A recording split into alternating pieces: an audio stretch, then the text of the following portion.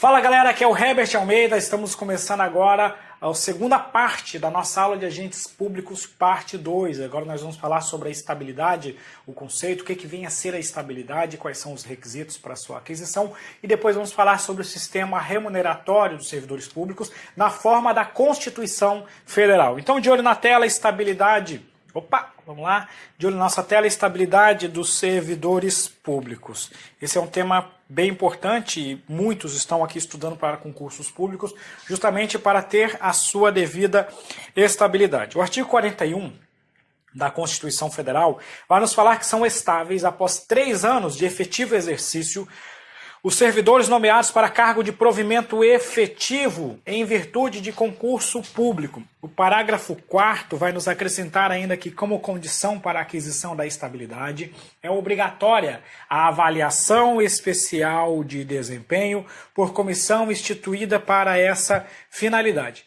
Anteriormente, esse prazo aqui ele era de 2 anos, só que a partir da emenda constitucional 19 de 98, esse prazo deixou de ser de 2 anos e passou a ser esse vigente agora de 3 anos. Então, uma informação relevante aí, sobretudo quando a gente falar na próxima aula sobre a vigência, a duração do estágio probatório. Então, quais são os requisitos para a aquisição da estabilidade? O primeiro ponto é investidor em cargo de provimento efetivo. Cargo de provimento efetivo é justamente aquele cargo que pressupõe a prévia aprovação em concurso público. Então, veja que eu tenho que ter um cargo efetivo, que é aquele que depende da aprovação prévia em concurso público. Além disso, eu tenho que ter 3 anos de efetivo exercício no cargo. Então, além de passar no concurso público, eu ainda dependo desses 3 anos. Imediatamente após a sua nomeação, você não é, como regra, um servidor estável, tendo em vista que você tem que respeitar essa regra de 3 anos. E, além disso, tem mais um requisito aqui, que foi uma novidade que a Constituição trouxe com a emenda 19 de 98, que é a avaliação especial de desempenho. Então, o que acontece? A gente tem que saber diferenciar estabilidade do estágio probatório. Por que a gente tem que diferenciar essas duas situações? A estabilidade, ela decorre de uma aprovação em concurso público, você vai ocupar um cargo de provimento efetivo, você vai ter 3 anos de efetivo exercício e vai ser aprovado numa avaliação especial de desempenho. Após atender a esses requisitos, você adquire a estabilidade. A estabilidade se adquire no âmbito da administração pública.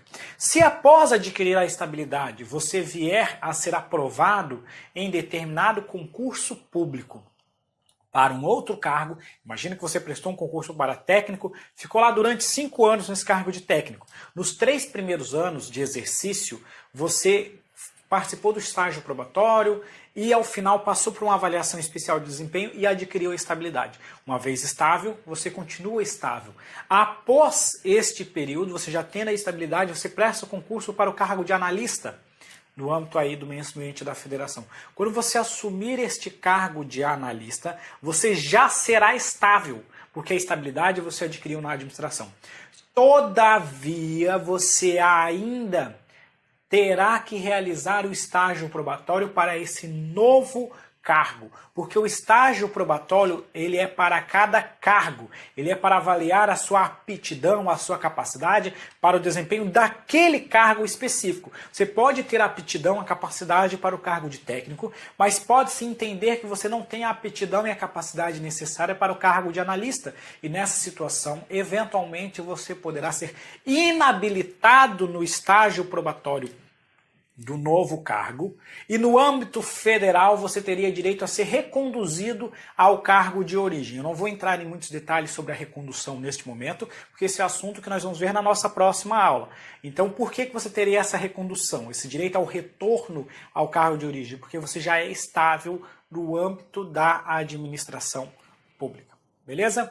Então, a estabilidade você adquire na administração. O estágio probatório é para cada cargo. Além disso, não é o simples decurso do tempo que gera a sua estabilidade, mas sim a avaliação, a aprovação numa avaliação periódica de desempenho. Inclusive, o STJ já tem admitido que um servidor seja exonerado após os 3 anos de efetivo exercício, se Imagine o seguinte, você fez a avaliação periódica de desempenho dentro do prazo, o que o STJ diz? Você tem que fazer uma avaliação especial, melhor dizendo. Uma avaliação especial de desempenho como requisito para a aquisição da estabilidade. Você fez essa avaliação especial de desempenho durante os 3 anos do estágio. Tem que ter sido realizada durante o estágio. E concluiu ao final que o servidor não preenche os requisitos para a aquisição da estabilidade. Porém, esse servidor entrou com recurso, entrou com ação judicial, fez de tudo para não perder o cargo. E aí passou os 3 anos, a administração já tinha dito antes dos 3 anos que ele teria reprovado, mas precisou esperar a questão de contraditória para a defesa. Isso extrapolou um pouquinho os 3 anos. Pergunta, a administração pode exonerar esse cara que já está há mais de 3 anos na administração pública? O STJ diz que pode. O STJ diz que pode, porque o ato de aprovação, a declaração da estabilidade do servidor, o ato que declara ele estável, é um ato meramente declaratório. Eu declaro que esse cara é ou não é estável. Só que nessa situação a avaliação foi realizada antes do término do estágio, isso é um requisito, que eu termine ela antes do estágio, não dos 3 anos, melhor dizendo, e concluí que ele não tem condições, só que por outras condições eu não consegui exonerar ele dentro desses 3 anos, precisei esperar um pouquinho e exonerei ele com 3 anos e 3 meses, por exemplo. O STJ diz o seguinte, ó, esse cara reprovou na avaliação especial. Ainda que tenha ultrapassado os 3 anos, ele não tem direito à estabilidade, porque esse ato que declara estável é uma mera declaração. E já antes já tinha concluído que ele não teria esse direito. Mas claro, nessa situação o STJ entendeu que a avaliação deveria ter sido concluída dentro do período dos 3 anos. Ah, se for concluído depois, não sei. O STJ não tem decisões nessa linha, ou pelo menos não tem um entendimento consolidado. Então, isso não é uma coisa tão relevante para a prova, mas é só para você saber que não basta o decurso dos 3 anos, tem que ter também a aprovação na avaliação especial de desempenho, que não se confunde com a avaliação do estágio probatório. A avaliação do estágio é uma coisa, a avaliação especial de desempenho é outra, em que pese na prática elas são realizadas quase sempre em concomitância. Esses 3 requisitos. Então vamos colocar aqui para não, já que concurso público depende sempre de memorização, são 3 requisitos então para o servidor adquirir o quê? A estabilidade. A tão sonhada estabilidade. Primeiro requisito, que o cargo seja um cargo efetivo. Por ser um cargo efetivo, ele depende do quê? De concurso público. 2. Ele também precisa de 3 anos de efetivo exercício do cargo. E 3, aprovação na avaliação especial de desempenho. Preenchidos esses 3 requisitos, o servidor vai ter direito à sua estabilidade. Então vamos lá. A estabilidade, ela se aplica aos servidores estatutários, ou seja, os nossos servidores públicos efetivos. Por outro lado, ela não se aplica àquele que ocupa exclusivamente cargo em comissão. Inclusive, nós resolvemos uma questão sobre esse tópico. E também não há estabilidade para aqueles que ocupam empregos públicos. Então, lembrando, a estabilidade ela só é assegurada aos servidores públicos estatutários, aqueles que ocupam cargos de provimento efetivo. Não aplicar-se-á ao cargo em comissão, não aplicar-se-á aos empregos públicos. Uma vez adquirida a estabilidade, só lembrando o seguinte, você depende de 3 anos para ter a estabilidade. Durante esses 3 anos, você poderá eventualmente ser exonerado se você for inabilitado no seu estágio probatório. Se houver inabilitação, veja que há uma possibilidade maior de perda do cargo, que é a exoneração em virtude da não aprovação no estágio probatório que você vai estar realizando. E aí eu pergunto o seguinte para vocês. Essa exoneração do estágio probatório, ela tem que ter o contraditório em ampla defesa? Acho que a gente já até comentou na aula anterior, mas se eu não comentei, aproveito para dizer aqui. A exoneração ela é entendida não como um ato punitivo, ela em regra não é considerada um ato punitivo. Porém, eu posso exonerar um servidor por inabilitação no estágio probatório, ou, na forma da Constituição, que a gente vai ver agora, em virtude de avaliação periódica de desempenho. Nessas 2 circunstâncias, a exoneração eu poderia até afirmar que ela tem um caráter punitivo, porque ela decorre de uma insuficiência de desempenho ou de uma inabilitação no estágio. Por isso que a Constituição exige o contraditório e ampla defesa. A controvérsia entre a doutrina em dizer se tem ou não tem caráter punitivo depende de ponto de vista, mas o que é fato é que a Constituição exige a concessão do contraditório e ampla defesa se houver a exoneração em virtude de inabilitação do estágio probatório e quando vier a ocorrer em virtude da insuficiência de desempenho e avaliação periódica. Então, pessoal, antes dos 3 anos você tem mais uma possibilidade de perda, que é em virtude da não aprovação. Aí vamos lá. O servidor estável, uma vez adquirida a estabilidade, ele só perderá o cargo conforme previsto no artigo 41, parágrafo 1º, pelo menos para essas 3 situações, está no artigo 41, parágrafo 1º, em virtude de sentença judicial transitada em julgado. Então essa é uma primeira situação. Imagine, por exemplo, que o servidor sofreu um processo de improbidade administrativa, ou então que ele cometeu um crime contra a administração pública e ao final do processo o Poder Judiciário determinou a perda do cargo público. Veja, não é o ato de demissão, não é a pena de demissão, mas sim a pena de perda do cargo público, que é decretada pelo próprio Poder Judiciário. Então eu coloco aqui, ó, o Judiciário pode determinar a perda do cargo. Seja num processo de improbidade, seja numa ação penal, enfim, nessas situações há essa possibilidade. A outra situação é no meio de um processo administrativo em que seja assegurada ampla defesa ao servidor. Aqui é o nosso processo administrativo disciplinar, que poderá ensejar a pena administrativa de demissão.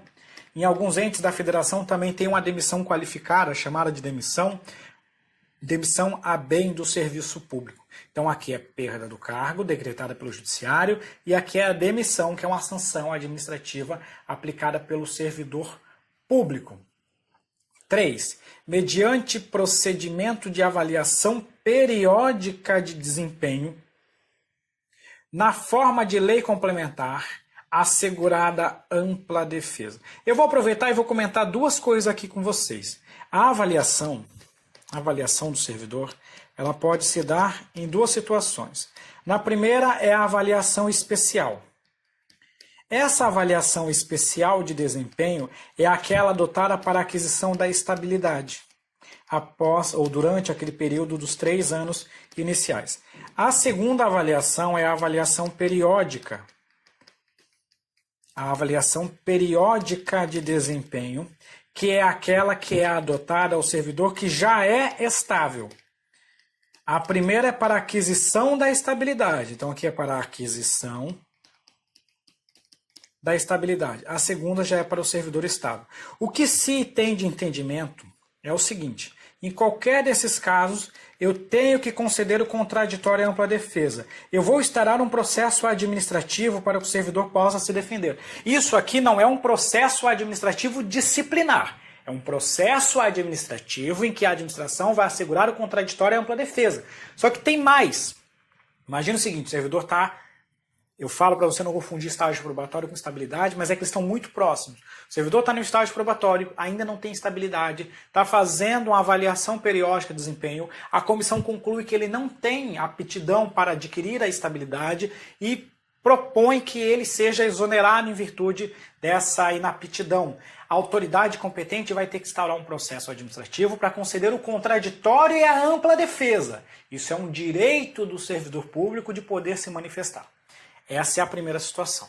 Agora vamos à segunda situação, que é essa aplicável ao servidor que já é estável. Avaliação periódica de desempenho. Esta depende da elaboração de uma lei complementar que até hoje não foi editada. Quando essa lei for editada, será possível aplicar a demissão ao servidor público em virtude de avaliações periódicas, avaliações regulares de desempenho. Eu já sou estável e eu me submeterei a avaliações periódicas, seja semestral, anual, enfim. A lei complementar vai estipular como que vai ocorrer essa situação. Esta lei até hoje não foi editada. Significa dizer que essa hipótese que eu estou colocando aqui embaixo, que é essa do meu item 3, não possui aplicação prática por enquanto, em virtude de ainda não ter sido elaborada essa avaliação periódica de desempenho, não ter sido elaborada ainda essa lei complementar para disciplinar como que vai ocorrer essa avaliação periódica de desempenho. Seria muito interessante que essa lei fosse elaborada, enfim, né, porque afinal de contas Nós, como servidores, queremos a estabilidade com a proteção, mas, por outro lado, a gente também quer que aqueles maus servidores sejam devidamente exonerados em virtude aí de você tentar dar uma maior eficiência para a administração pública e também uma maior seriedade e um respeito maior por parte da sociedade. Afinal de contas, a gente sabe que, infelizmente, muita gente se protege da estabilidade para não trabalhar. Infelizmente, até hoje, a gente não tem essa lei complementar que disciplina a avaliação periódica de desempenho. Então, na prática, o servidor perde o cargo em virtude de sentença judicial transitada em julgado ou então de processo administrativo disciplinar em que lhe seja assegurado contraditório e ampla defesa. Porém, há também uma quarta hipótese, pouco cobrada em provas, isso aqui cá mais na parte lá do direito financeiro, mas também é possível que se cobre, a exoneração do servidor público em virtude de excesso de despesa de pessoal. Pessoal, a situação 1 é uma perda do cargo decretada pelo Poder Judiciário. A situação 2 é uma demissão. As situações 3 e 4, se vierem a ocorrer, serão situações de exoneração. Exoneração do cargo público, porque aqui você vai ser exonerado ou por excesso de despesa ou então em virtude da avaliação periódica de desempenho. Esse caso do excesso de despesa está regulamentado no artigo, está disciplinado no artigo 169 e encontra-se disciplinado na Lei Complementar 101, que é a Lei de Responsabilidade Fiscal, que estipula lá um limite com base na receita corrente líquida de despesa com pessoal, se não me engano 50% na União, 60% nos estados e nos municípios. Se um ente da federação ultrapassar determinados limites, ele não poderá mais, por exemplo, aumentar a despesa. E se mesmo assim ele extrapolar o limite, ele tem que adotar medidas para voltar para dentro do limite. Existem várias medidas, uma delas é a diminuição aí em pelo menos 20% das despesas com cargo em comissão, depois a exoneração dos servidores não estáveis e só, por fim, a exoneração de um servidor estável. Então, assim, teria que ser um caos total para isso vir a acontecer, tanto que a gente vê aí o Brasil passando por uma das maiores crises da sua história, já agora com vigência dessa legislação que permite a exoneração de servidor efetivo, e até agora a gente não teve um caso, pelo menos nos estados aí, de exoneração do servidor efetivo, pelo menos não que eu tenha conhecimento. Então veja só, é possível sim que um servidor estável venha a ser exonerado por excesso de despesa, mas veja que é um caminho longo que a administração terá que percorrer, e esse caminho longo depende da diminuição de despesa com cargo em comissão, depois a exoneração dos não estáveis, para só então chegar a um servidor estável. Então tem que ser realmente um caos total. Se isso vier a acontecer, a Constituição ainda determina que o órgão, durante determinado período, não poderá criar ou contratar novas pessoas para ocupar aquele cargo, para não usar esse meio só para eu tirar alguém da administração e depois colocar outros. Enfim, tem um conjunto de regras que devem ser respeitadas. Avançando. Agora eu queria falar com vocês um pouquinho sobre a vitaliciedade. Eu já quero colocar o seguinte: vitalicidade é diferente da estabilidade, que é um outro instituto, que também é diferente da efetividade. Efetividade refere-se ao cargo. É o cargo que depende da prévia aprovação em concurso público. Então isso aqui é uma característica do cargo e não da situação do servidor.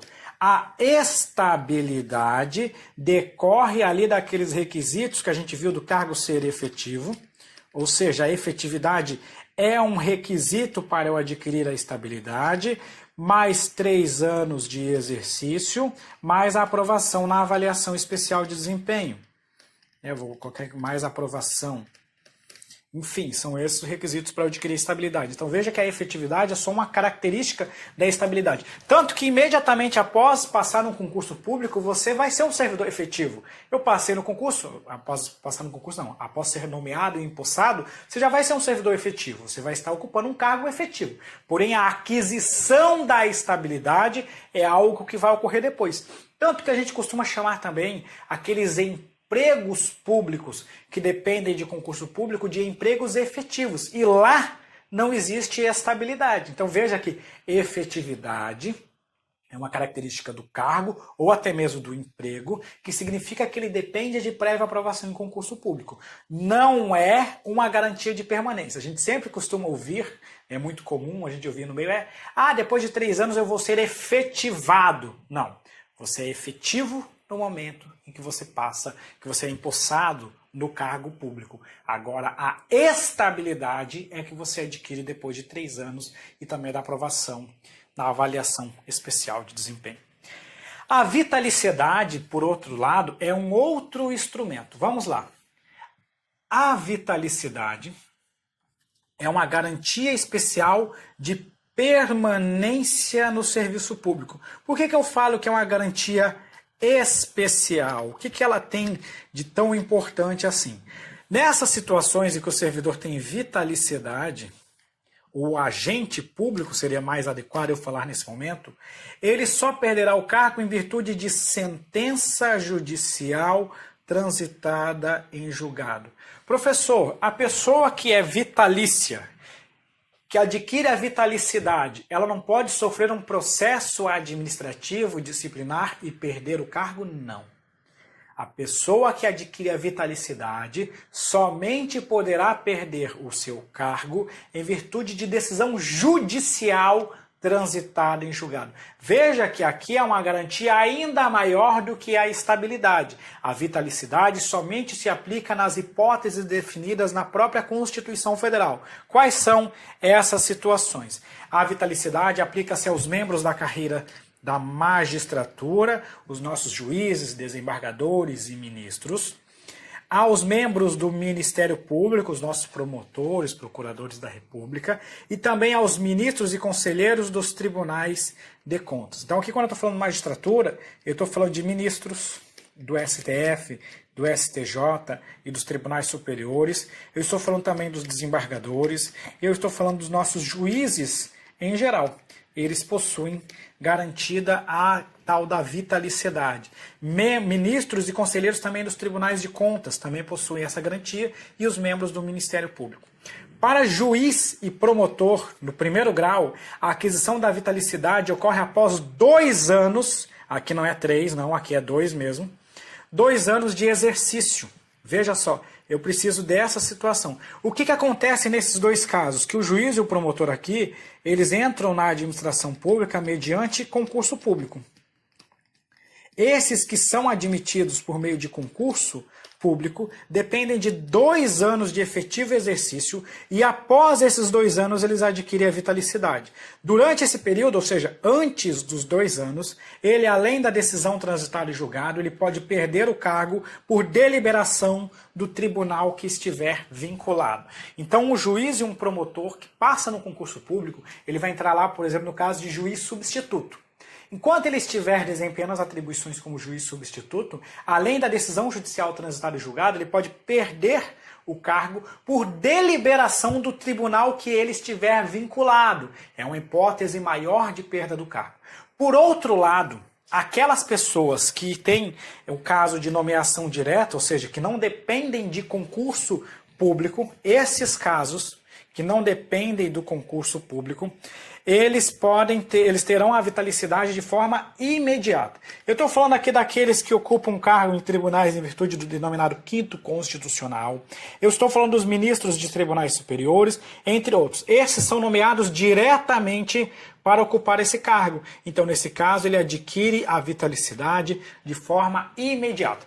Vou dar um exemplo para vocês. Recentemente, o ministro Alexandre de Moraes foi nomeado para o cargo de ministro do STF. No dia em que ele foi empossado, ele já adquiriu a vitalicidade, tendo visto que ali trata-se de um cargo de ministro cuja nomeação é direta, ele não depende de aprovação em concurso público. Ok? Então, quando o ingresso é por concurso público, 2 anos de efetivo exercício. Quando o ingresso é por intermédio de nomeação direta, a aquisição ocorre imediatamente com a posse nessa situação. Eu estou vendo muita gente questionando sobre PAD e processo administrativo. Pessoal, Processo administrativo é um gênero, do qual o PAD é uma espécie. Processo administrativo é adotado nas mais amplas situações do âmbito do poder público. Processo administrativo é um meio adotado para você chegar a uma decisão no âmbito da administração. Existem vários processos administrativos, seja um processo administrativo fiscal, um processo de licitação pública, até o próprio concurso público é um processo administrativo também, as licitações dos processos, já falei até da licitação anteriormente. E uma dessas várias espécies é o processo administrativo disciplinar, que é o meio para você chegar à aplicação das medidas punitivas, como a demissão, a suspensão, a advertência, em outros entes da federação, a repressão, multa, entre outras sanções aplicáveis. Quando eu falei aqui sobre exoneração em virtude de inabilitação em estágio probatório, ou quando vier a ocorrer, porque hoje ainda não ocorre, quando vier a ocorrer a exoneração em virtude de perda, de insuficiência de desempenho avaliado em avaliação periódica de desempenho, nesses dois casos depende da realização de um processo administrativo. Não é um processo administrativo disciplinar, é um processo administrativo porque eu tenho que dar o contraditório e a ampla defesa para esses servidores. Sempre que eu for dar o contraditório e a ampla defesa para alguém, em qualquer situação, eu tenho a abertura de um processo administrativo. Eu posso até não autuar ele lá como número de processo, mas sempre, em qualquer situação em que a Constituição exige contraditório e ampla defesa, há um processo administrativo. Pode ser um processo administrativo disciplinar, pode ser um processo administrativo fiscal, pode ser qualquer processo administrativo para qualquer finalidade que a administração pública pode adotar. Então, para você não confundir essas expressões, tome bastante cuidado. Demissão, PAD, é um processo administrativo específico. Exoneração por inabilitação em estágio probatório ou por insuficiência de desempenho. Lembro, mais uma vez, que insuficiência de desempenho não possui aplicação prática. Hoje ela não pode ser aplicada porque falta a lei complementar que regulamente, mas quando vier a existir também dependerá de um processo administrativo, porque exige a concessão do contraditório e da ampla defesa. Agora a gente volta para a tela, expliquei para vocês o que é vitalicidade e vamos lá. Questão de prova, a questão da Secretaria do Distrito Federal de 2017, a estabilidade para servidores públicos se dará após 2 anos de efetivo exercício no serviço público. Se você errar isso aqui, me desculpa, se você errar isso aqui, tá complicado. É claro que é agora 3 anos. Aproveito que a gente está resolvendo essa questão para dizer o seguinte, olha pessoal, em qualquer situação, o estágio probatório, que apesar de não se confundir com a estabilidade, é indissociável dessa estabilidade, ele também possui o prazo de 3 anos. Ah, professor, mas lá, acabei de ler a Lei 812 antes da sua aula, e lá diz que a duração é de 24 meses ou de 2 anos. E aí, como é que fica? Pessoal, em qualquer situação, o estágio probatório possui duração de 3 anos. Isso o STF, o STJ já tem consolidado. Então, a Lei 812 é um exemplo e vários estatutos de servidores ainda utilizam 2 anos ou 24 meses. Na prática é a mesma coisa em termos de direito administrativo.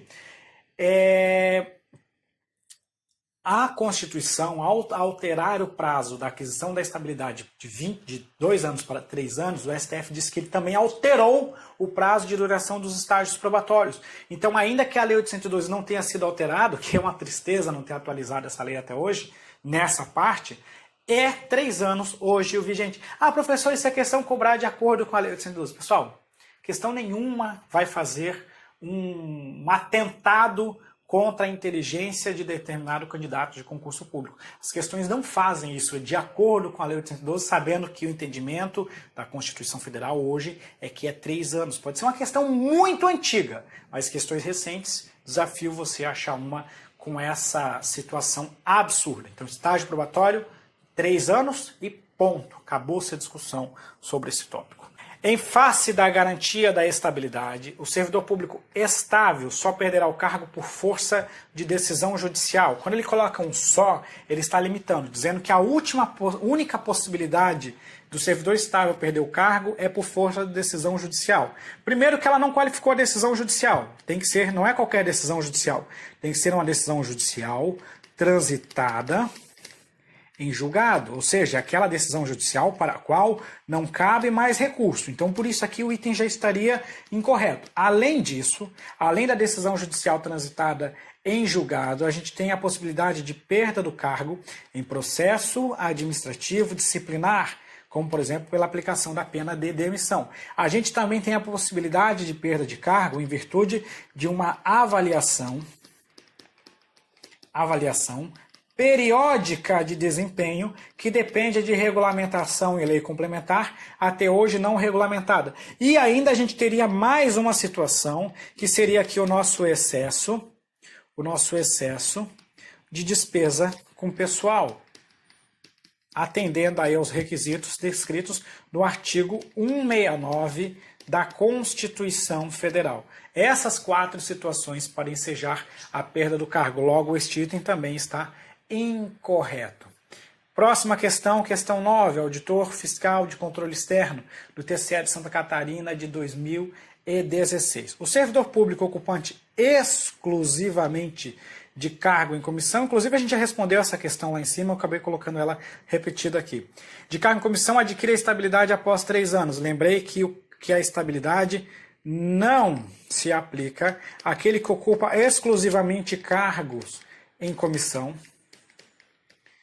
nem tampouco vai se aplicar àquele que ocupa o regime de emprego público. A respeito do regime de emprego público, cumpre fazer aqui mais uma observação, inclusive a gente já comentou isso, se eu não me engano, na nossa última aula. Pessoal, emprego público não tem direito à estabilidade. O STF decidiu, em meados de 2015 ou 2016, que o servidor ou agente público que ocupa emprego público, ele não tem direito à estabilidade. Porém, aqueles que atuam em empresas públicas, sociedade de economia mista, prestadoras de serviços públicos, têm direito à motivação do ato que o demitir. Então você não pode demitir esse servidor sem motivar. Não é uma garantia de estabilidade. Eu não tenho a necessidade de fazer um processo administrativo disciplinar, não é isso. Mas eu tenho que motivar o ato demissório. Eu não preciso fazer um PAD. Não há esse direito ao empregado público ao PAD. Porém, o ato de demissão tem que ser devidamente motivado. Isso é o que o STF tem dito. Ah, professor, você falou aquela que presta serviços públicos, porque na ementa da decisão do STF era para um caso dos Correios, que é uma empresa pública. Porém, pessoal, eu diria as questões de concurso exclusivo que a gente resolveu na última aula, elas colocam genericamente empresa pública e sociedade de economia mista, e eu não criticaria isso porque os argumentos do STF levam a gente a entender que esse mesmo entendimento, quando o STF for chamado a se pronunciar, vai ser aplicado também às empresas públicas e sociedades de economia mista que explorem atividades econômicas. O STF não se pronunciou sobre elas, não disse nem que tem que ser motivado, nem que não tem que ser motivado. Mas a mesma lógica, aquelas que prestam serviços públicos, você lendo as decisões do STF, você vê que não faz sentido você não empregar essa mesma lógica àquelas que exploram a atividade econômica. Então a questão pode ser genérica, falar apenas que demissão de empregado público tem que ser motivada, isso é verdade, conforme decisões do nosso STF. Então o gabarito da letra do item 9 está incorreto. 10. Uma questão da FCC, conforme estabelece a Constituição Federal, a avaliação especial de desempenho é condição necessária para quê? Vamos lá, avaliação especial de desempenho. Os servidores nomeados para cargo de provimento efetivo ou emprego público adquirem estabilidade. A gente já sabe de imediato que quem ocupa emprego público não adquire estabilidade. A avaliação especial de desempenho é para aquele que está querendo adquirir estabilidade por um cargo público nos 3 primeiros anos de efetivo exercício. B. Os titulares de cargo em comissão adquirem estabilidade após 5 anos de exercício efetivo ininterrupto, está errada. Os servidores nomeados para cargo de provimento efetivo, em virtude de concurso público, os servidores nomeados para cargo de provimento efetivo, em virtude de concurso público, adquirem a estabilidade após 3 anos de efetivo exercício. Deixa essa aqui numa interrogação. D. Os servidores temporários, desde que concursados, a gente sabe que o temporário em si, Estou falando temporário é aquele que ocupa a função temporária exclusivamente. Ele não é concursado. Ele faz um processo seletivo simplificado, mas não é concursado. Aquilo não é concurso público. Adquire estabilidade após 10 anos de efetivo exercício, não existe qualquer hipótese, qualquer previsão nesse sentido. E os servidores nomeados para cargo de provimento efetivo, em virtude de concurso público ou não, adquire estabilidade após 2 anos, o prazo agora é 3 anos, então essa aqui também está totalmente errada. Sobra aqui aquela que a gente deixou a interrogação, aqui a gente tem que fazer uma leitura geral, né? O que ele está falando? A avaliação especial de desempenho é condição necessária para que os servidores nomeados para cargo de provimento efetivo, em virtude de concurso público, adquiram estabilidade após 3 anos de efetivo exercício. Veja que aqui é mais um requisito que ela está somando, além desses descritos na própria questão. Então, por isso, o gabarito aqui é a nossa alternativa C. Aproveito que eu estou comentando essa questão para fazer mais algumas observações em relação à estabilidade. Primeiro ponto, até quando eu vi aquela questão dos 10 anos ali do temporário, essas regras não se aplicam aos militares. Militar tem regras próprias, condições próprias de aquisição da estabilidade, que são bem distintas dessas aqui. Então, se você é militar, já está familiarizado com isso, ou se você não é, sabe que para os militares as regras são diferentes, previstas na Constituição e no próprio Estatuto dos Militares.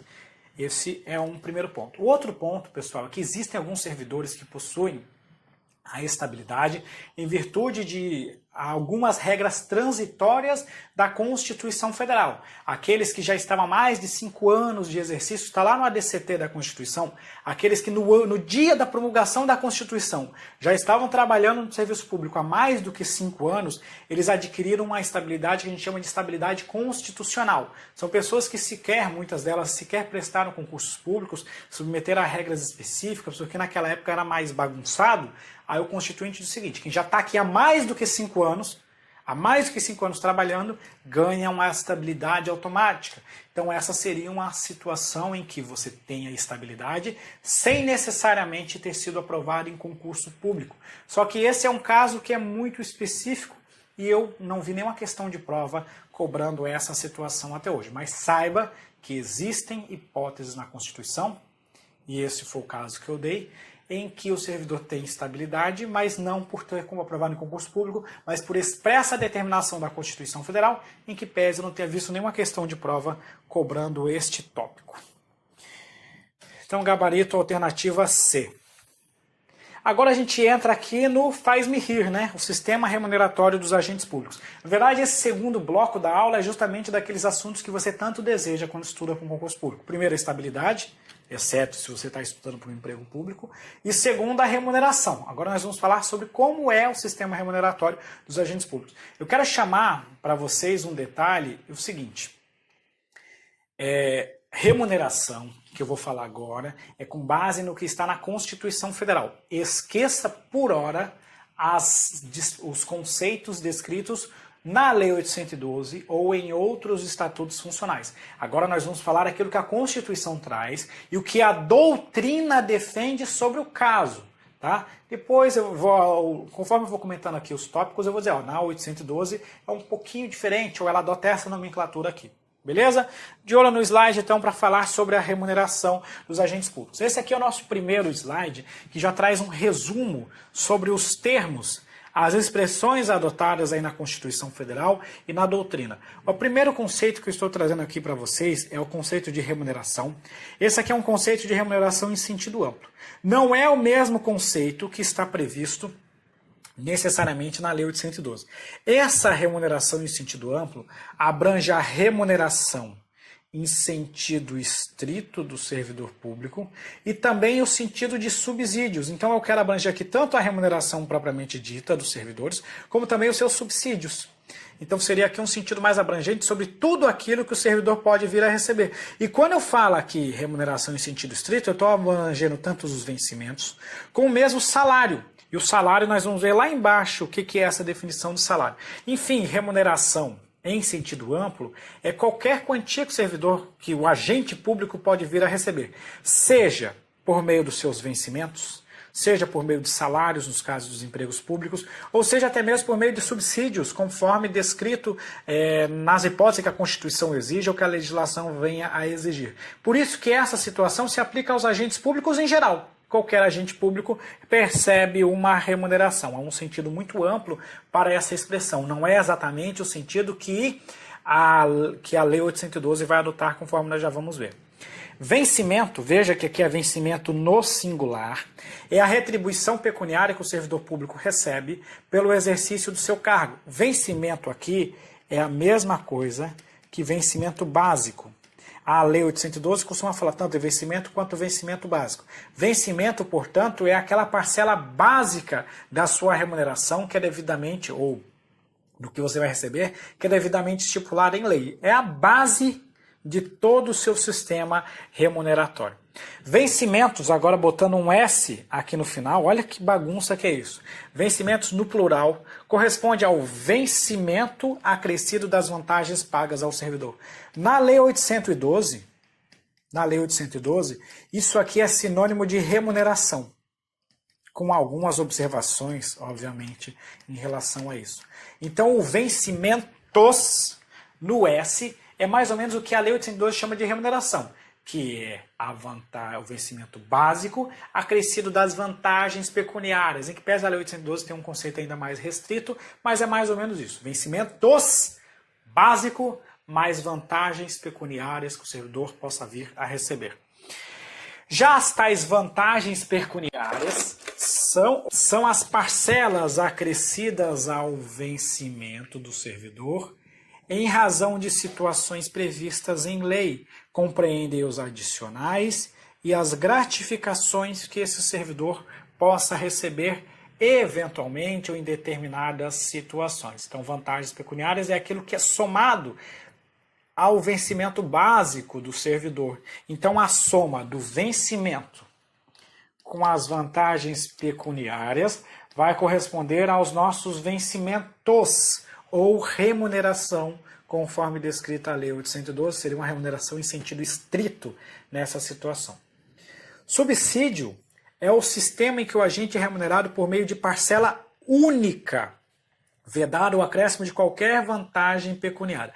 O subsídio ele é pago aos agentes políticos, como por exemplo aqui o chefe do nosso Poder Executivo, os nossos parlamentares, os nossos juízes, né, os magistrados, membros do Ministério Público, entre outras carreiras específicas. A legislação também exige o pagamento disso para os advogados gerais da União, Procuradoria-Geral da Fazenda Nacional, enfim, são várias as situações de pessoas que são remuneradas mediante subsídio. Subsídio é uma parcela única em que você não tem a incidência de um monte de vantagens pecuniárias. O máximo que pode ser pago o máximo pode ser entregue ao servidor, são aquelas parcelas de caráter indenizatório. Porém, ele não pode receber determinadas gratificações, não pode receber gratificações adicionais. Subsídio é uma parcela única. A ideia da fixação do subsídio é justamente evitar aquele monte de coisa pendurada na remuneração do agente. Ele acabava recebendo uns valores que eram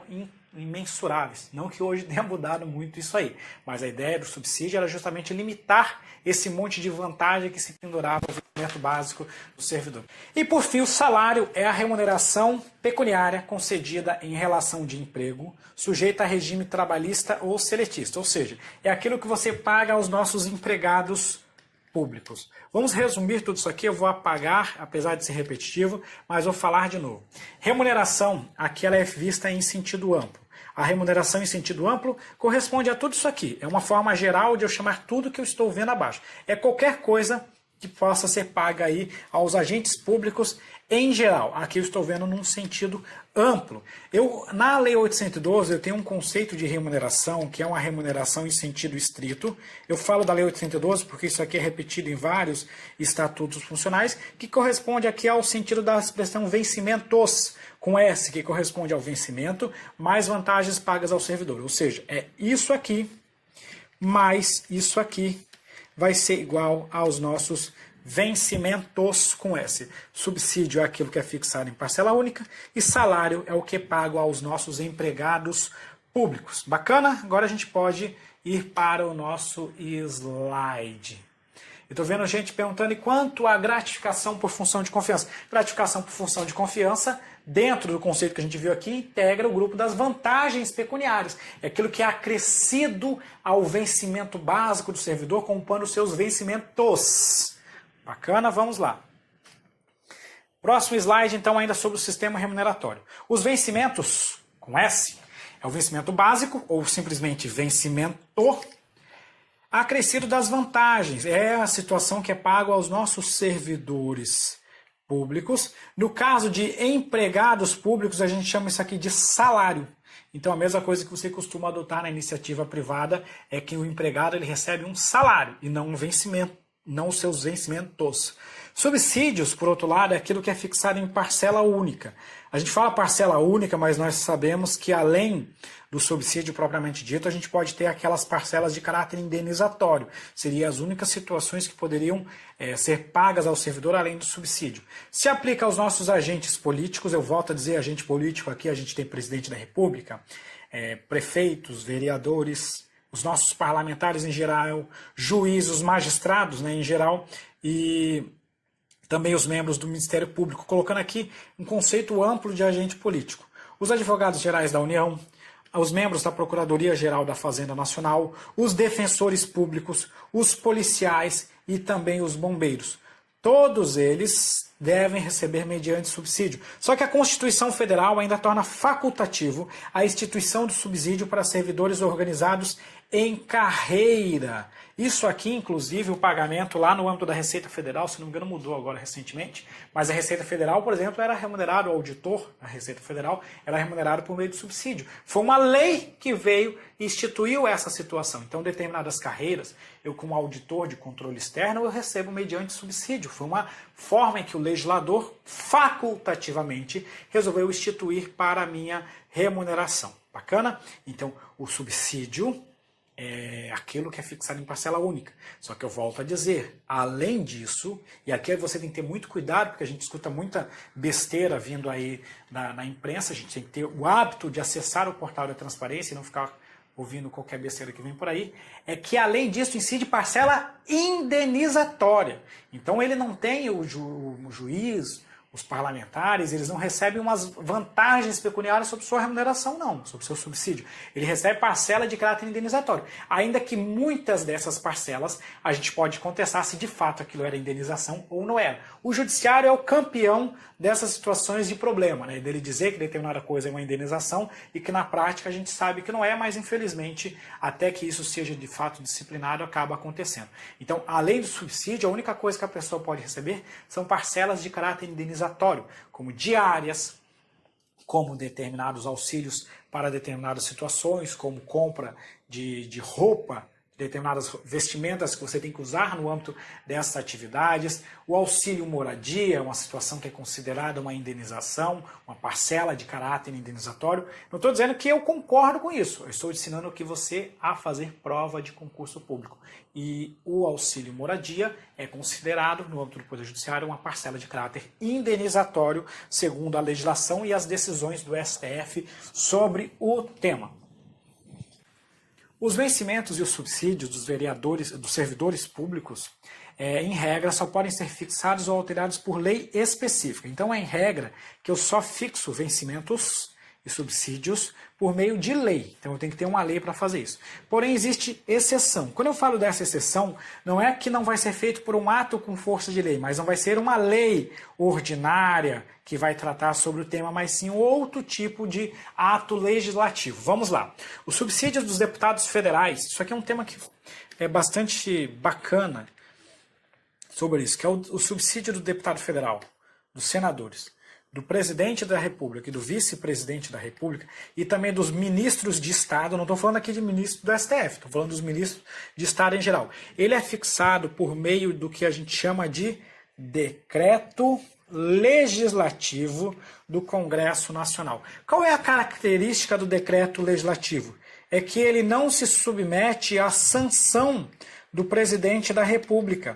Então ele não passa por esse crivo do nosso presidente da República. Isso aqui é um meio considerado de você manter a independência do poder legislativo em relação ao próprio poder executivo. Então, nesse caso, é estipulada por meio de decreto legislativo, é um ato legislativo com força de lei, porém não se submete à sanção do presidente da República. Não é uma lei ordinária, não é uma lei específica, conforme exigido para as demais situações. Eu lembro disso, já faz até bastante tempo, deve fazer uns 8 anos quase isso, que uma vez quando o subsídio dos deputados e do presidente da República foi aumentado na época para R$ 26,7 mil, hoje eu acho que já está até bem mais do que isso, houve uma crítica muito grande, a imprensa falando, que absurdo, vão aumentar. O Brasil ainda não tinha entrado nessa crise, mas caminhava para entrar na crise, dizendo não, porque o presidente da República deveria vetar. A imprensa falando muito isso. E, na verdade, isso foi feito por decreto legislativo.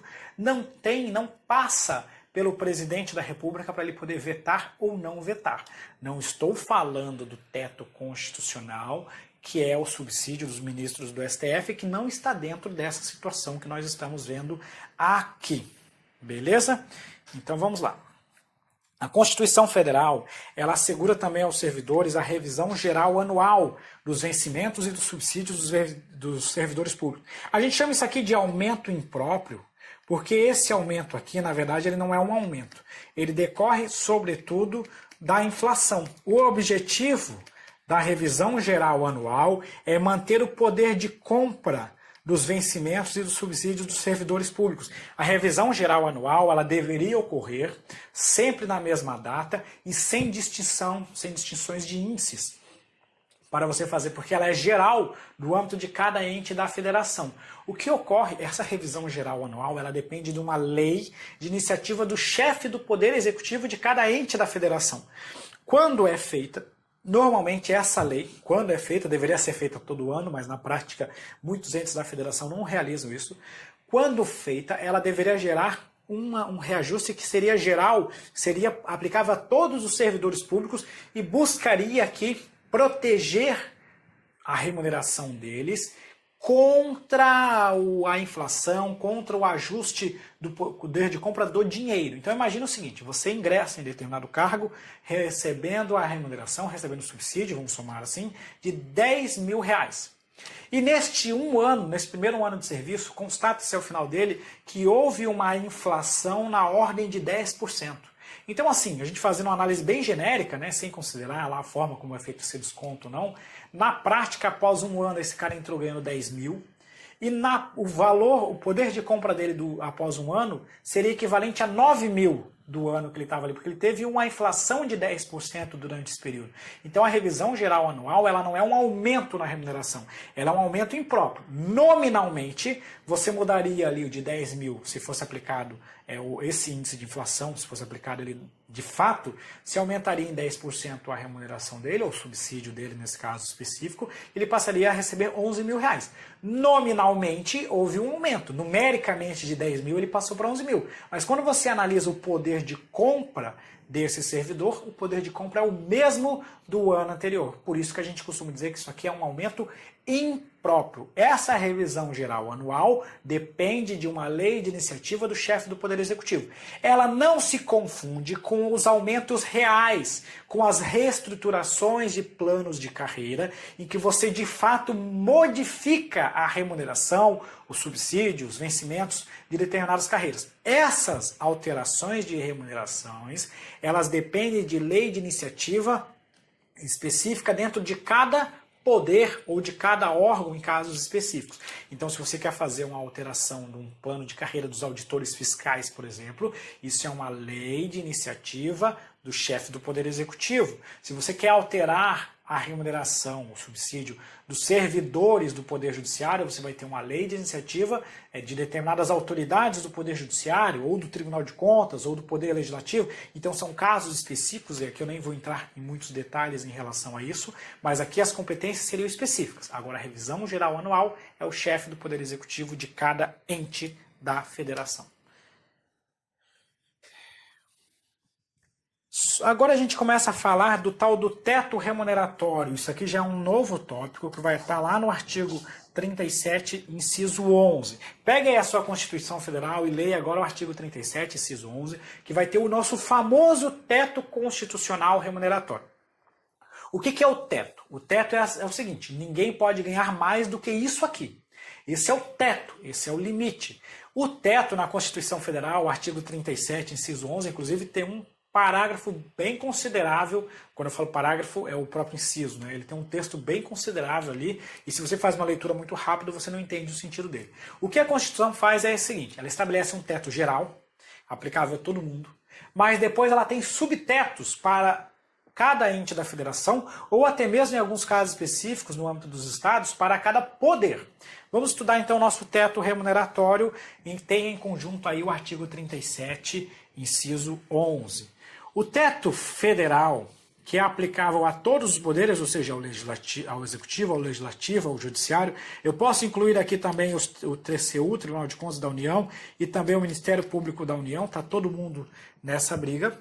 O teto aqui é o subsídio dos ministros do STF. É o único teto no âmbito do Poder Executivo Federal. E, na verdade, esse teto aqui, além de ser o único do Poder Executivo Federal, é um teto geral.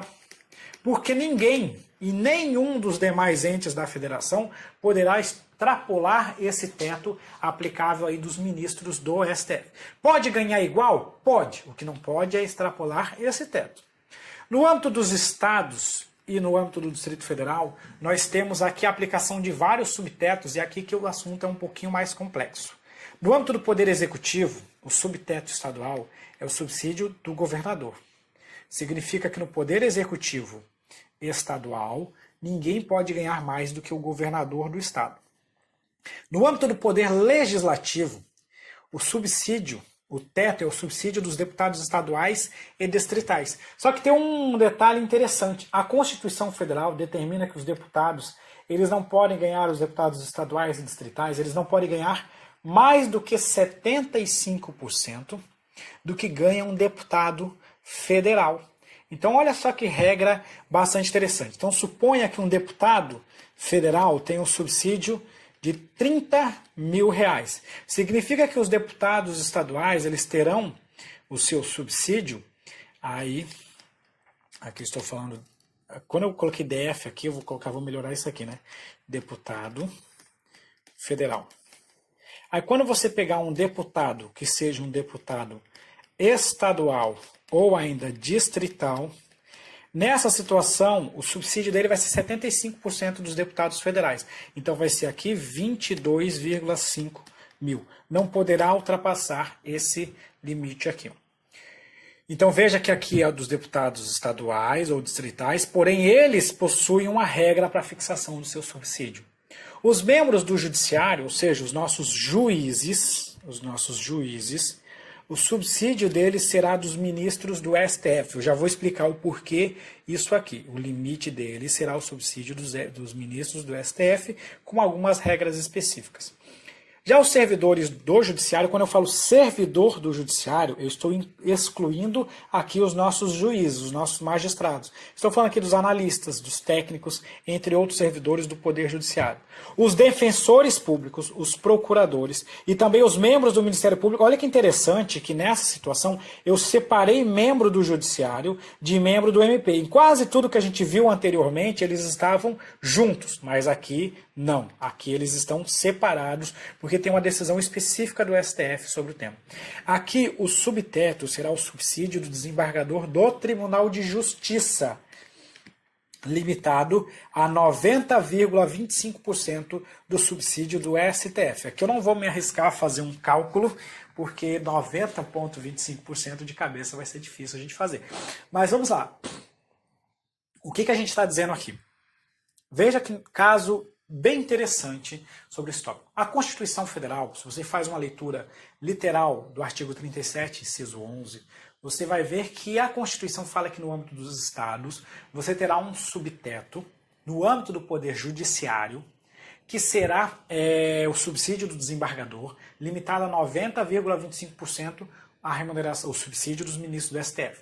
O STF foi chamado a se pronunciar por uma decisão da Associação dos Magistrados, questionando o seguinte: olha só, Juiz é juiz, seja ele federal, seja ele estadual. Eles exercem as mesmas atribuições, dividindo-se apenas em federal e estadual conforme a competência. Porém, a atribuição, a complexidade das atribuições são as mesmas, é a mesma complexidade da atribuição. Então eu não poderia dizer que um juiz federal ganha mais do que um juiz estadual se eles fazem a mesma coisa, só dividindo, mudando apenas as suas competências, o âmbito de aplicação das suas competências, mas o trabalho desempenhado é o mesmo.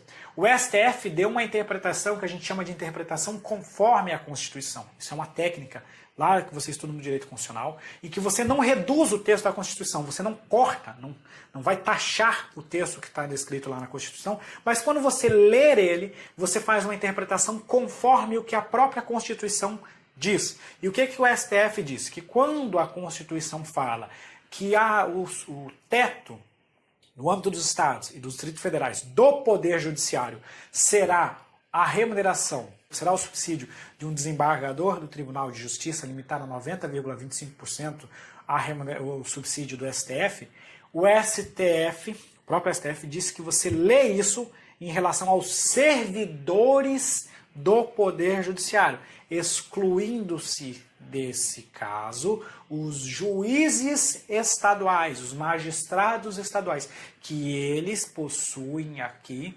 podem ter a mesma remuneração dos juízes federais, limitando-se, portanto, ao teto dos ministros do STF. Para ficar mais claro, você só exclui, no âmbito estadual, no Poder Judiciário, você exclui do subteto os membros, os juízes do Poder Judiciário. Veja mais uma vez, eu reforço que essa exclusão é só em relação aos juízes. Não se aplica aos membros do Ministério Público. A eles continua a aplicar-se o subteto previsto na Constituição Federal. Por fim, em relação ao âmbito municipal, que aqui a gente não tem poder judiciário, a gente só tem poder executivo e poder legislativo, nós vamos ter no âmbito do poder executivo o subsídio do prefeito, e no âmbito do poder legislativo o subsídio será dos vereadores, porém a gente tem uma limitação aqui que é 20% a 75% do subsídio dos deputados estaduais, dependendo da população. A Constituição Federal, quando ela trata dos municípios, ela diz o seguinte: a remuneração, o subsídio dos vereadores, ele será 20% no município, se não me engano, até 10 mil habitantes, e vai aumentando até aquele que tem mais do que 500 mil habitantes, que poderia ter aqui uma remuneração, um subsídio, melhor dizendo, de 75% dos deputados estaduais. Professor, foi complexo, está muito difícil de eu entender isso aqui. Como é que eu faço? Pessoal, isso aqui já é um ensinamento de quando você estuda direito administrativo, sem muita enrolação. Direito administrativo não é uma matéria que é difícil assim, de entender. Direito administrativo é uma matéria que é difícil de você memorizar porque é muito conteúdo. Então, o que talvez você acha que não está entendendo é porque, na verdade, você precisa fazer mais algumas leituras, resolver algumas questões, e aí você vai ver que isso aqui não é tão complexo como parece. É que numa análise aqui de 5 minutos que eu expliquei para vocês, é óbvio que você não vai memorizar todas essas regras específicas. Então, posteriormente, faça uma leitura do artigo 37, inciso 11 da Constituição. Se você for nosso aluno, veja esse vídeo novamente, faça anotações e resolva questões que aí automaticamente você vai começar a memorizar esse tema. Voltando para a tela então, agora a gente pode avançar mais um pouquinho. Ainda sobre o teto remuneratório, tem mais uma informação que os estados e o Distrito Federal, a Constituição faculta a eles estabelecerem um teto único.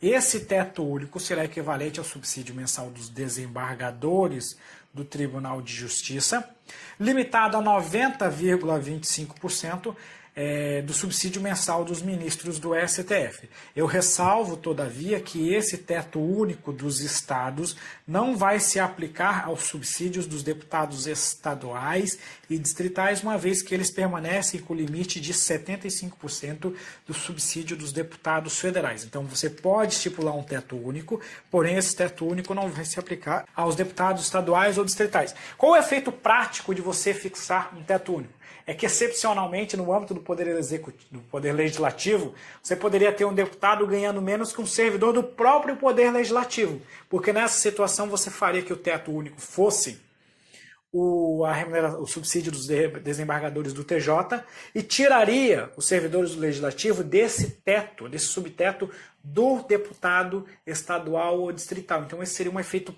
prático que a gente pode ver num primeiro momento dessa instituição de um teto único, porque o teto não será mais aquele específico para cada poder, mas sim um teto único que seria o dos desembargadores do respectivo Tribunal de Justiça, não se aplicando aos deputados estaduais ou distritais.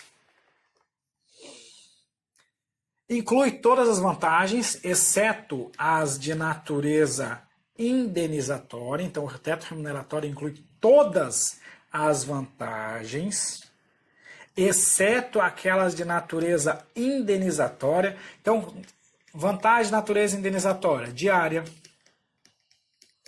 ajuda de custo. No âmbito do judiciário, a gente tem a aplicação do nosso auxílio moradia.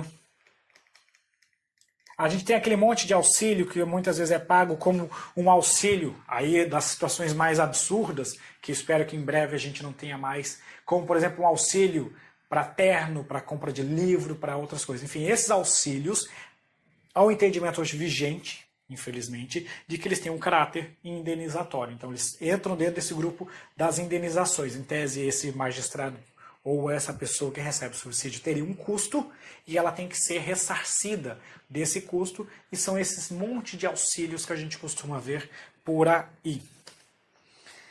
Aplica-se às acumulações de rendimentos oriundos de diversas fontes, lembrando, todavia, quando eu falo aqui acumulações de rendimentos oriundos de diversas fontes, eu lembro, todavia, que quando eu tenho a acumulação lícita, naqueles casos de acumulação de cargos, o teto é individual. Isso aqui foi o que a gente viu antes do intervalo.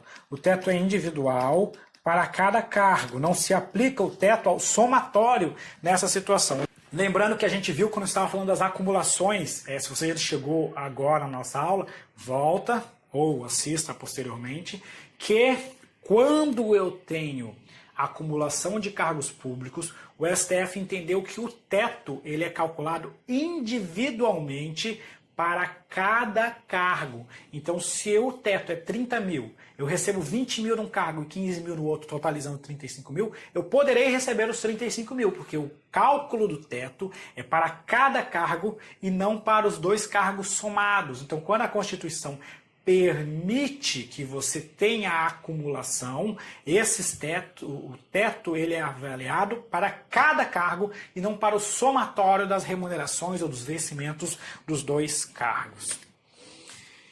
Todas as categorias ocupantes de cargos, empregos ou funções públicas da administração direta, autárquica ou fundacional, de todos os poderes e esferas de governo estão sujeitos ao teto, mas vai ter uma ressalva que a gente vai ver aqui. Eu estou dizendo que é o seguinte: todo mundo, em regra, está sujeito ao teto. Só que eu vou falar daqui a pouco com vocês em relação às empresas públicas e sociedades de economia mista. Aqui eu estou falando da administração direta, autárquica e fundacional, seja a fundação de direito público ou de direito privado. Daqui a pouco eu vou falar das empresas públicas e sociedades de economia mista.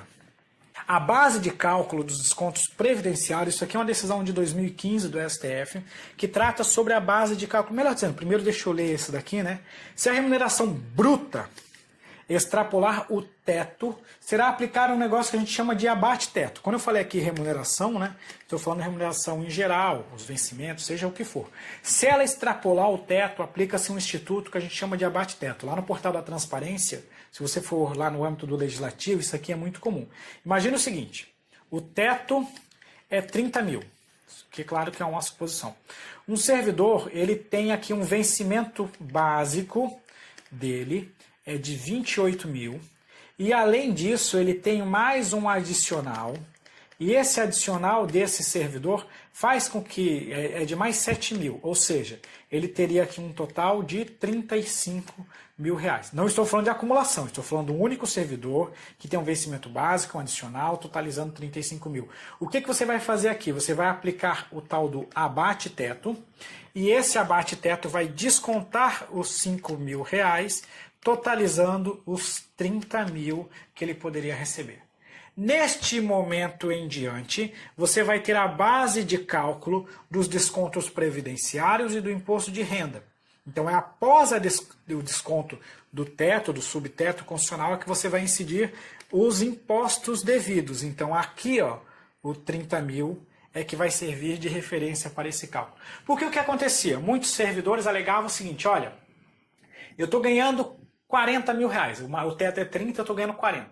Mas se você descontar o imposto de renda e a previdência, a minha remuneração líquida vai ser de 29 mil, então eu estou dentro do teto.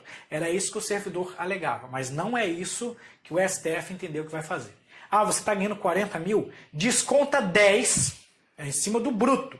Desconta o 10, agora fica 30, e a partir daqui eu faço o cálculo do imposto de renda e das parcelas previdenciárias. Parece, né, na hora que você olha a interpretação inicial, que o entendimento do STF seria melhor para o servidor, mas na verdade é um entendimento que é pior para o servidor.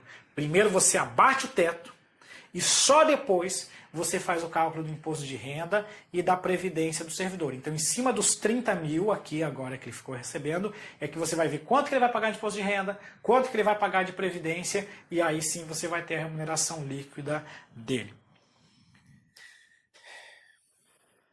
Nas empresas públicas e nas sociedades de economia mista, se receberem recursos de ente federado para custeio ou pagamento de pessoal, nesse caso a gente vai aplicar o teto. Então o que eu quero falar aqui para vocês? Empresa pública e sociedade de economia mista, o empregado de uma empresa pública ou de sociedade de economia mista, seja o empregado público propriamente dito, ou aqueles que exercem empregos de direção, chefia, assessoramento, aqueles que atuam na diretoria das empresas públicas e sociedade de economia mista, eles se submetem ao teto constitucional? A resposta é depende. Ah, professor, depende se ela é exploradora de atividade econômica ou prestadora de serviço público? Não. Não é este o fator. Eu já vi questão da FCC, não trouxe ela aqui hoje, mas já vi questão da FCC sobre esse tópico. Não é a natureza da atividade que diz se ela vai se submeter ou não ao teto constitucional. Então lembre disso. Uma empresa pública que presta serviço público pode se submeter ao teto? Pode. Uma que explora atividade econômica pode se submeter ao teto? Pode. Não é a natureza da atividade que define. O que define é o fato de essa empresa ser uma empresa estatal dependente ou não. A lei de responsabilidade fiscal traz essa definição de empresa estatal dependente, empresa estatal independente ou não dependente. A dependente é aquela que recebe recursos do ente federado. Vamos apagar aqui o nosso... Opa! Que recebe algum recurso do ente federado para fins de custeio. Custeio que eu falo aqui são aquelas despesas regulares como de energia elétrica, de pagamento de água, de aluguel de imóvel, despesas regulares que servem para custear a máquina dessa empresa. Ou ainda para o pagamento de pessoal. Nesses dois casos, ela será uma empresa estatal dependente e nessa situação aqui estará sujeita ao teto. Se ela não recebe recursos para custeio ou pagamento de pessoal, ou seja, ela vive por meio dos seus próprios recursos, ela não depende do ente federado para se manter, nesse caso não será aplicado o teto. Eu pego o caso, por exemplo, da Petrobras e do Banco do Brasil, que são empresas estatais que não recebem recursos da União para se manterem. Elas vivem sem receber recursos do ente da federação, da União, para o pagamento de despesa de custeio ou remuneração de pessoal, pagamento de pessoal. Nesse caso, lá na Petrobras e lá no Banco do Brasil, não há submissão ao teto constitucional remuneratório. Um diretor da Petrobras pode receber muito mais, e recebe muito mais do que o teto constitucional.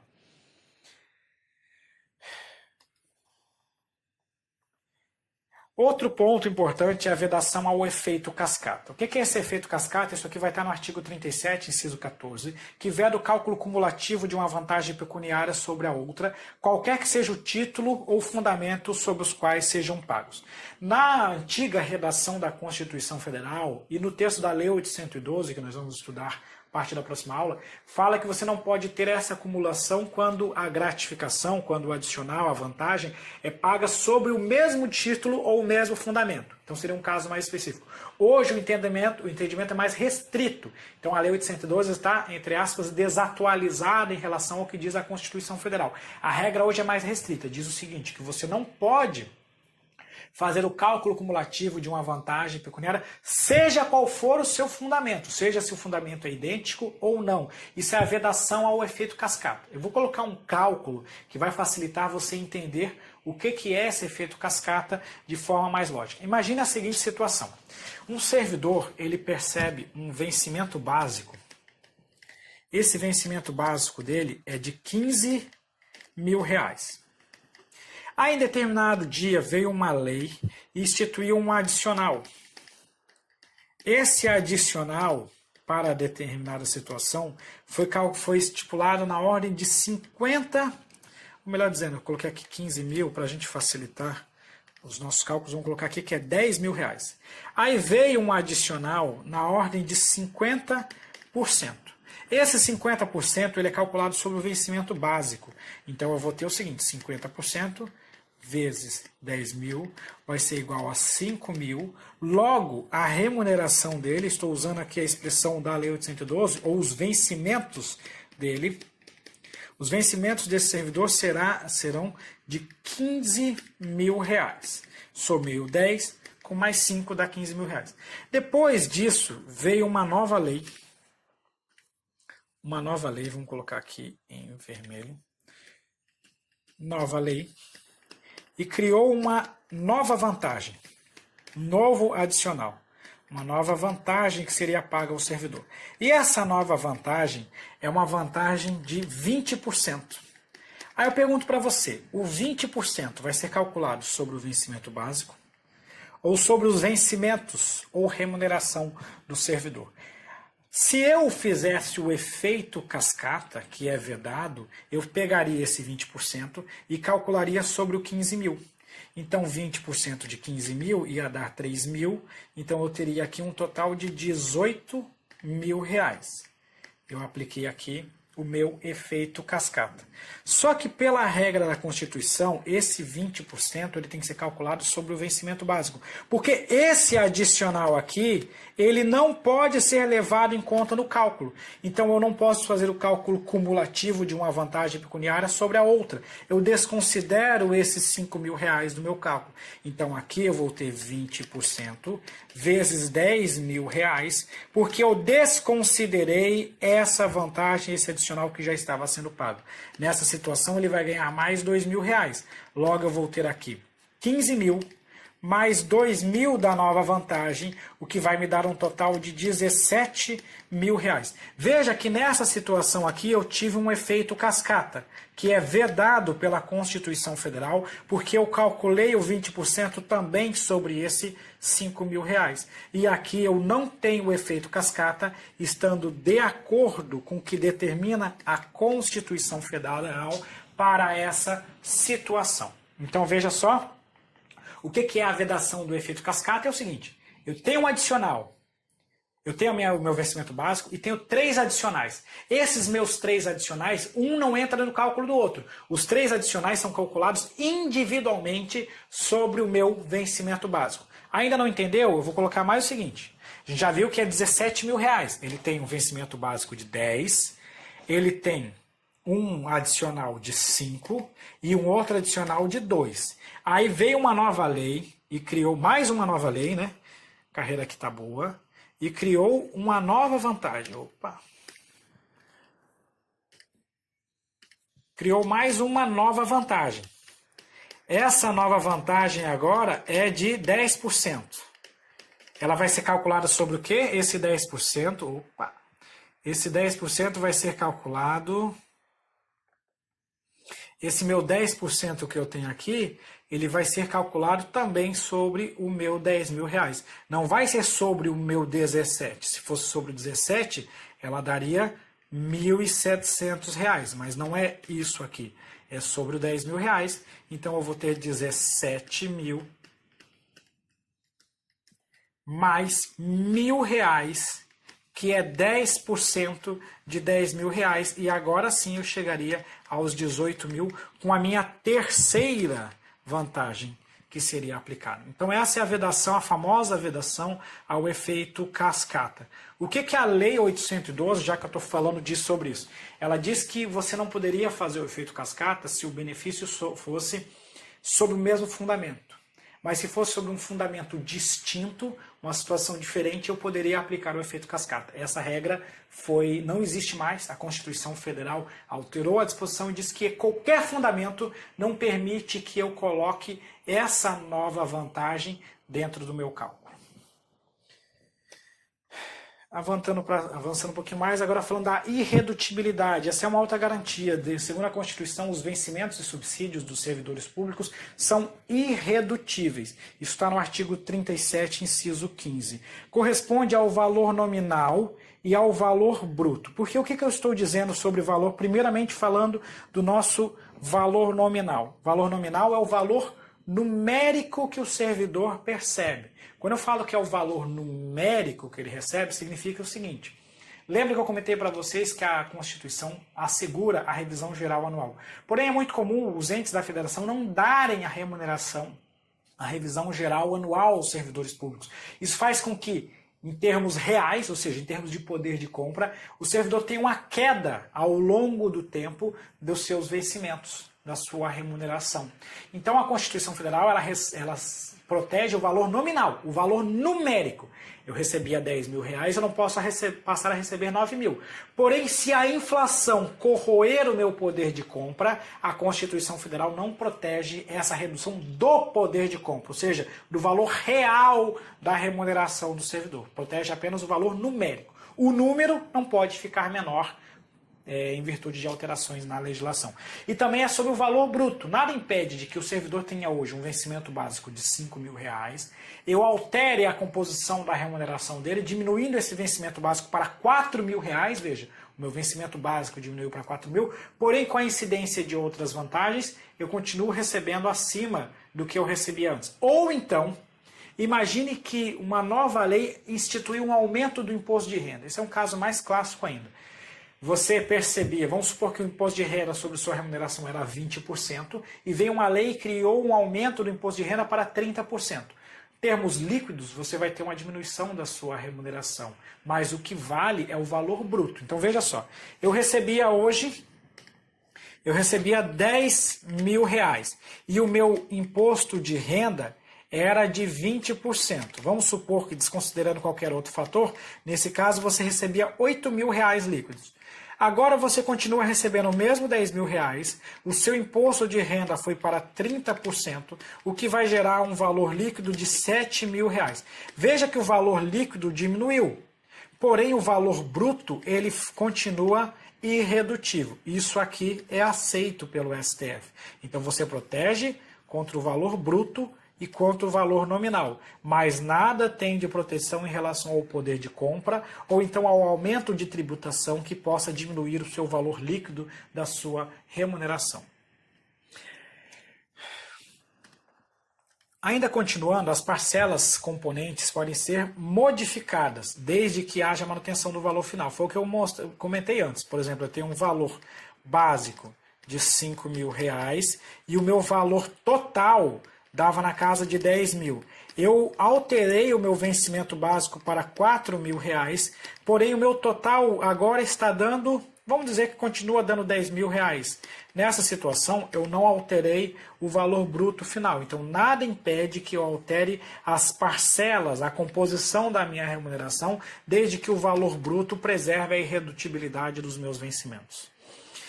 Não impede, por outro lado, a observância do teto constitucional e a vedação da incidência cumulativa de acréscimos pecuniários. Então aqui é o seguinte, eu tenho o primeiro caso, o teto constitucional. E eu tenho o segundo caso, que são a aplicação, a vedação aos acréscimos pecuniários, ao nosso efeito cascata, que é vedado pela Constituição Federal. Imagina o seguinte, o servidor está recebendo 50 mil reais. Não estou falando de indenização, estou falando de todas as regras. E o teto constitucional é 30 mil reais. Foi instituído o teto constitucional e aí pergunta-se, como o teto foi posterior à mudança do que o servidor já percebia, eu pergunto, ele pode continuar recebendo acima do teto? Não. Ele não vai continuar recebendo acima do teto. A aplicação da regra do teto é imediata. Você, mesmo que o servidor, nessa situação, veja que ele vai ter uma redução do seu pagamento, mas essa redução do pagamento se dá porque ele estava ferindo o teto constitucional. Então você pode ter a redução dos vencimentos de um servidor em duas situações. Primeiro, para fazer ele ficar dentro do teto, e segundo, para impedir que ele tenha o efeito cascata na sua remuneração. São duas situações previstas na própria Constituição Federal. Então a irredutibilidade não é absoluta, porque ela não pode violar o teto constitucional, nem tampouco pode violar a regra da acumulação das parcelas remuneratórias. Quase fechando a nossa aula aqui, algumas decisões, uma jurisprudência importante do próprio STF sobre essa situação. A súmula vinculante... antes que alguém... Eu já vi mais um tópico importante, vi gente questionando. Pessoal, sobre o abate-teto ele é calculado mês a mês. Você não pode chegar a dizer, durante o mês passado eu tive o abate-teto, mas nesse mês agora eu estou recebendo abaixo do teto, então dá para... Ou no mês X eu recebi menos do que o teto, no mês Y eu recebi mais do que o teto, mas se eu considerar as duas, a média, eu ficaria abaixo do teto, então não pode ter abaixo do teto. Não, não é isso. O abate-teto, ele aplica-se mês a mês. Se no mês X você extrapolou o teto, no mês X vai ser aplicado o abate-teto, independente do que você recebeu nos demais meses. Então, mês a mês você avalia o abate-teto, não podendo fazer compensações nos meses subsequentes ou nos meses anteriores. Cada mês você averigua o abate-teto, só retirando dele aquelas situações que não constam, que não se incluem no cálculo do teto constitucional. A súmula vinculante 37 diz que não cabe ao Poder Judiciário, uma vez que ele não tem função legislativa, aumentar vencimentos de servidores públicos sob o fundamento da isonomia. A Constituição Federal tinha, inclusive, essa previsão da isonomia de forma mais ampla. Você tinha que assegurar a isonomia entre servidores que exercem atividades de mesma complexidade. Hoje em dia a disposição, na verdade, veda que os servidores do Judiciário e do Legislativo recebam uma remuneração acima do que percebem os servidores do Executivo, claro, em atividades compatíveis. Na prática isso não é aplicado, não ocorre. A gente percebe que, na verdade, os servidores do Legislativo têm uma remuneração muito maior do que acontece no próprio Judiciário e principalmente em relação ao que acontece no Executivo. E o STF já foi chamado a se pronunciar sobre essas situações que, em tese, iriam ferir o princípio da isonomia, porque eu exerço uma atividade com a mesma complexidade que um servidor do outro poder. Então, nesse caso, eu vou ao Judiciário e digo o seguinte, olha, a minha atividade tem a mesma complexidade que a desse aqui, só que ele ganha o dobro. Então, aumenta o meu salário com base na isonomia. O STF disse que não cabe a ele fazer isso, uma vez que ele não tem função legislativa. Isso aqui, inclusive, virou súmula vinculante mais recentemente. A súmula vinculante 42... diz que é inconstitucional a vinculação do reajuste de vencimentos dos servidores estaduais ou municipais a índices federais de correção monetária. Eu não poderia instituir uma lei que diga o seguinte, esse servidor aqui vai ter... existe uma regra na Constituição, eu solicito que você faça a leitura da Constituição posteriormente, e veja o seguinte, olha só. A Constituição, ela veda que você faça a equiparação de remunerações entre determinadas carreiras. As equiparações, as vinculações, são aquelas previstas na própria Constituição Federal. O que a Constituição equipara, vincula, vale. O que a lei vier a instituir, não vale. Você não pode criar essas equiparações. Você não pode, por meio de uma lei, dizer o seguinte, olha, os auditores de controle interno do município X terão a mesma remuneração que percebem os auditores de controle externo do Tribunal de Contas da União. Conforme aumentar lá, aumenta automaticamente aqui. Não pode fazer esse tipo de vinculação, né? Aumentou lá, aumenta aqui. Nem tampouco pode determinar o seguinte, olha, a remuneração deles está vinculada ao aumento da inflação, conforme definido no IPCA, por exemplo. O IPCA do ano é X, automaticamente aumenta a nossa remuneração. Do ano seguinte é Y, aumenta na mesma proporção a nossa remuneração. Isso o STF entendeu que é inconstitucional. Então eu não posso vincular o reajuste dos vencimentos de servidores a determinados índices federais de correção monetária. Além disso, eu não posso sequer vincular a remuneração básica deles a, por exemplo, o aumento da arrecadação. Afinal de contas, eu não tenho controle sobre isso. Então, se eu equiparar o aumento da arrecadação, imagine se no mês seguinte eu tiver uma queda da arrecadação. Vou diminuir a remuneração deles? Não posso, a Constituição Federal veda. Existem adicionais aplicados aos servidores que atuam em carreiras carreiras fiscais. Eles recebem os adicionais com base em determinadas arrecadações. Isso é uma situação. O que eu quero dizer aqui é que eu não posso vincular a remuneração como um todo, de uma categoria toda, em virtude justamente da arrecadação municipal ou de qualquer outro parâmetro que eu não tenha total controle, porque é uma situação que geraria até alguns absurdos no médio e longo prazo. A súmula 679 diz que a fixação de vencimentos dos servidores públicos não pode ser objeto de convenção coletiva. O que é isso aqui?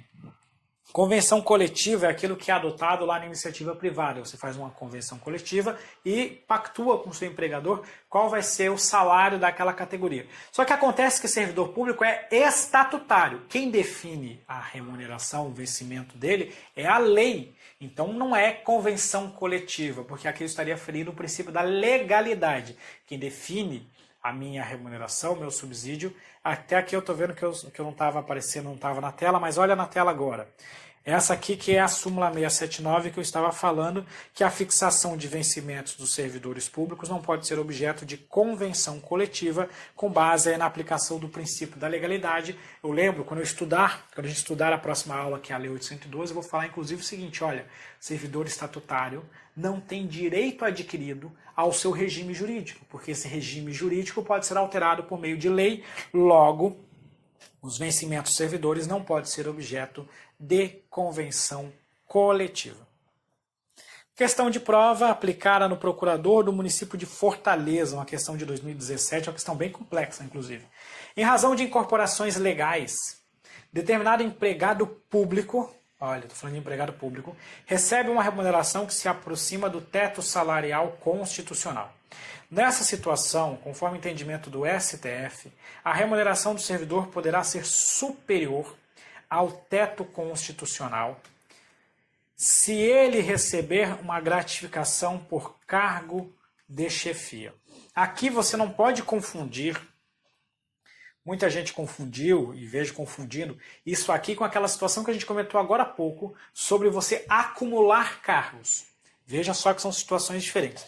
O que o STF tem hoje? O que o STF tem hoje em relação ao tema? Se eu estiver na acumulação de cargos, ou seja, eu vou desempenhar mais do que um cargo, sejam dois de professores, um de professor com outro cargo técnico-científico, ou de médicos com profissões regulamentadas, ou as outras hipóteses em que a Constituição assegura a acumulação, naquela situação o teto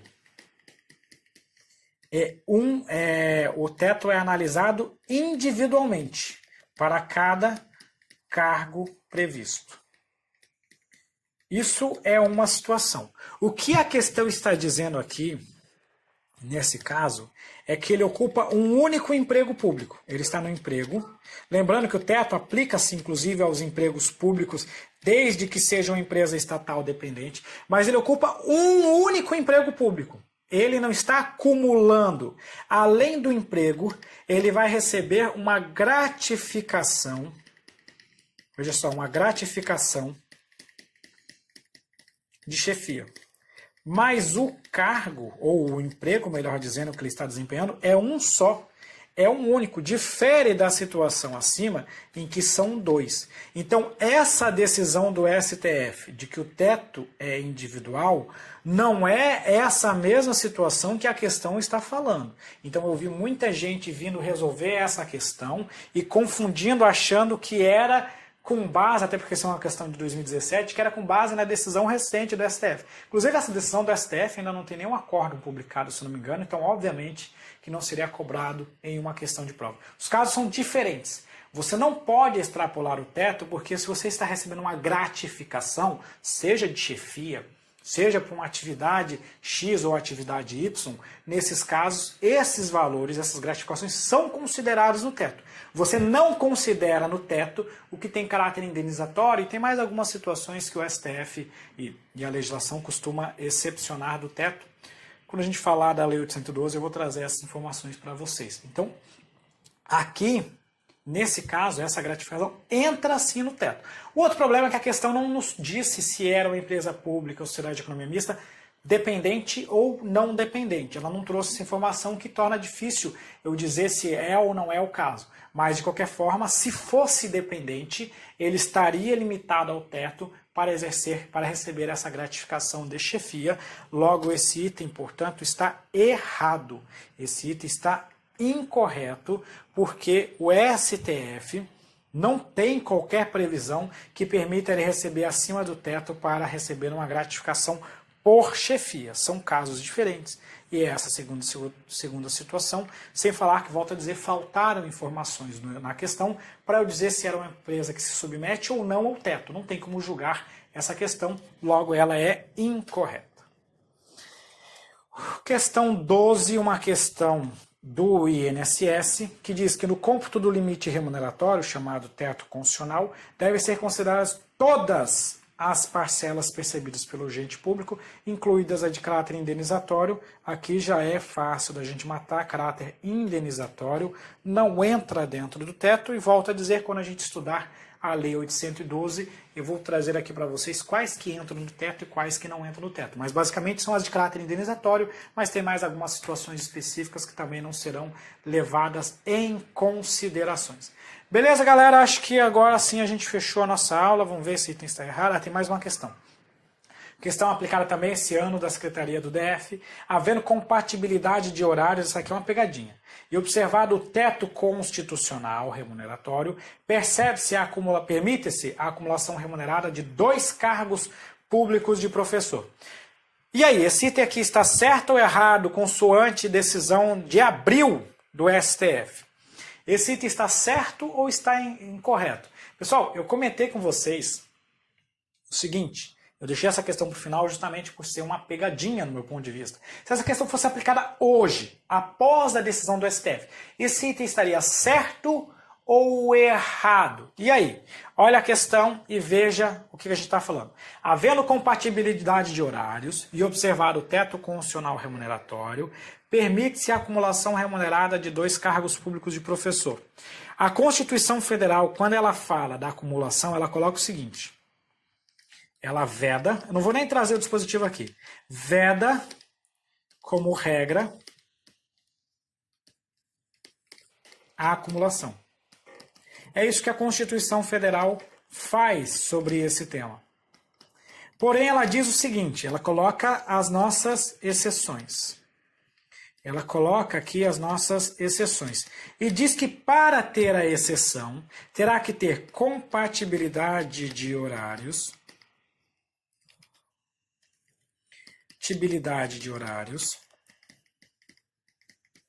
mais observância do teto. Ela fala assim: e observado o disposto no artigo 37, inciso 11 lá da Constituição Federal, se não me engano é 11, né? Mas vamos lá.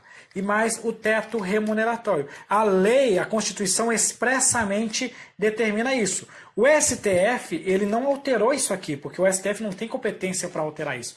Ele só disse que o seguinte: o teto remuneratório que deve ser observado, ele se calcula individualmente. Eu vi muita gente falando dessa questão, assim, dizendo: ah, essa questão está desatualizada, porque o STF diz que na acumulação não se observa o teto. Coisa nenhuma! O STF só disse que o teto se calcula individualmente e não com base no somatório, mas o teto continua a ser observado.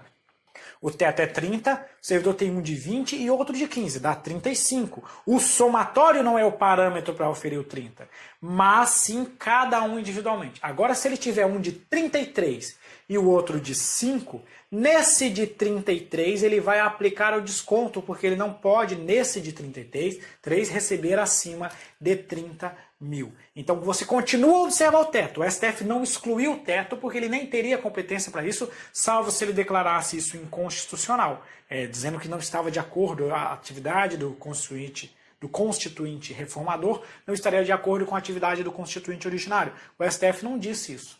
Ele só disse que o teto se analisa individualmente. Então, hoje, este item continua correto. Tome bastante cuidado com textos, com comentários que você lê por aí, porque eles podem te levar, te induzir ao erro. Então, havendo compatibilidade de horários e observar o teto constitucional remuneratório, logo após nossa aula, vai lá ler a parte que fala da remuneração e veja que é justamente esse o texto. Permite-se a acumulação remunerada de 2 cargos de professor, de 1 de professor com técnico científico ou de 2 de profissionais de saúde com profissões regulamentadas. Portanto, o item está correto.